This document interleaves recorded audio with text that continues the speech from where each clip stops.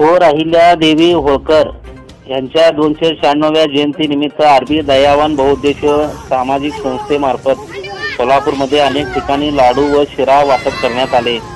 यावेळी संस्थेचे अध्यक्ष रमाकांत बाळशंकर, सामाजिक कार्यकर्ते विश्वभूषण कांबळे, अप्पा दात्री, अंकुश माने, अजय सिंग, राजू आट्टे, भैया साबळे, रविकांत बाळशंकर, विश्वरत्न कांबळे, राहुल बाळशंकर, बुद्धभूषण कांबळे, अभय इनामदार आदी उपस्थित होते।